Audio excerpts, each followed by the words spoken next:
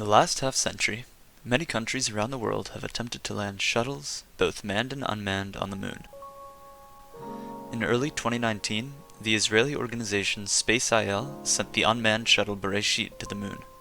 The goal of the project was to have the Beresheet shuttle travel to the moon using as little fuel as possible, making the project more affordable, but this meant there would have to be complex maneuvers done over a time period of 2 months in space. In this video, I will analyze some of the basic physics principles behind a number of these maneuvers. At the start of its flight, the shuttle is launched with a separate rocket into space, and together they achieve a velocity of 36,000 kilometers per hour, which is equal to 10,000 meters per second.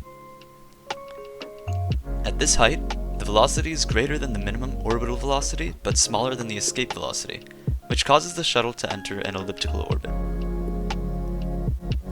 At this point, the rocket detaches and the shuttle makes the rest of the journey off its own power. From here onwards, it will be helpful to consider the Earth shuttle system. The shuttle will have an amount of potential energy due to its height above the Earth, and an amount of kinetic energy due to its velocity in orbit. During times when no engines are active, there are no notable external forces which do work on the shuttle other than the force of Earth's gravity, which is a conservative force.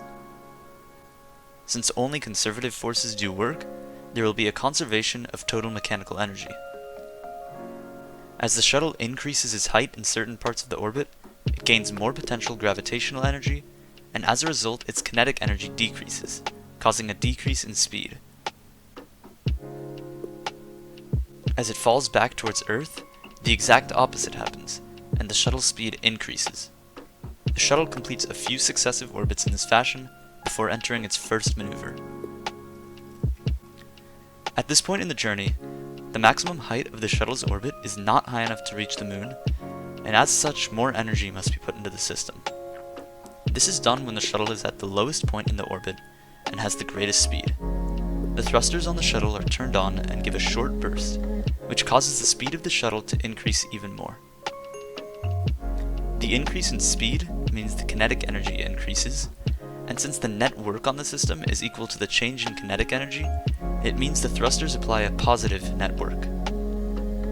This also means the total mechanical energy of the Earth shuttle system increases.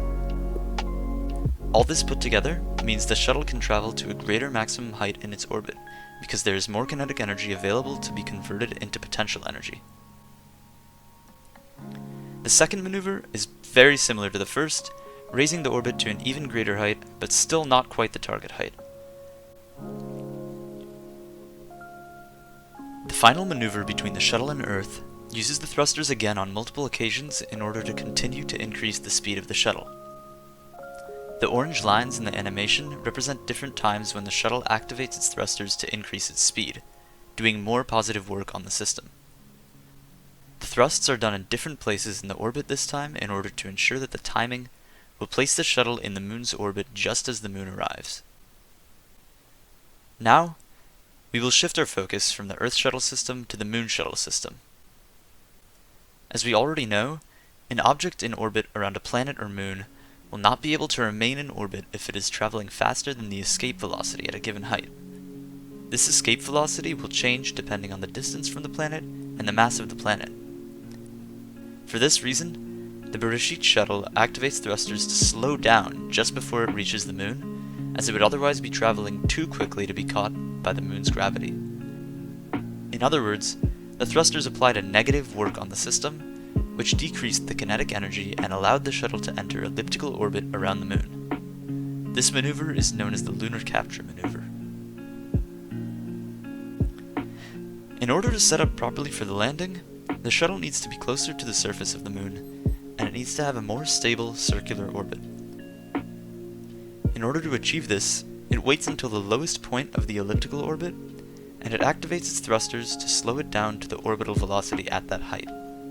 Beforehand, its velocity at the lowest point was successfully below the escape velocity, but since it was so much higher than the orbital velocity, the orbit was highly elliptical in shape.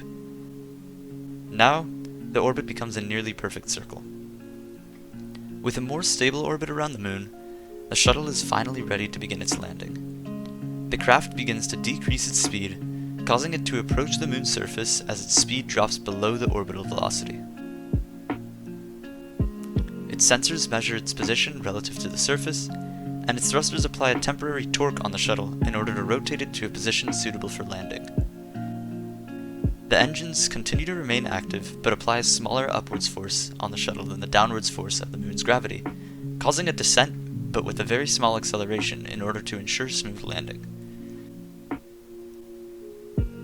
When the shuttle is a mere 5 meters above the surface, the engines increase their thrust until the vertical velocity is 0 meters per second, before shutting down for the last time. The shuttle then drops in freefall to the surface. A journey like that of the Beresheet takes a very large amount of planning and calculating in order to ensure perfect timing and perfect position at every point, and in practice it cannot always go as perfectly as planned. In this case, the entire journey went very smoothly all the way until the final descent.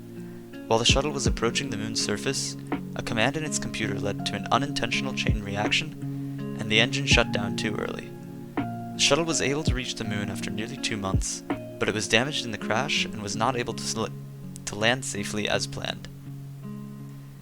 That being said, the entire expedition remains an impressive feat of both engineering and physics.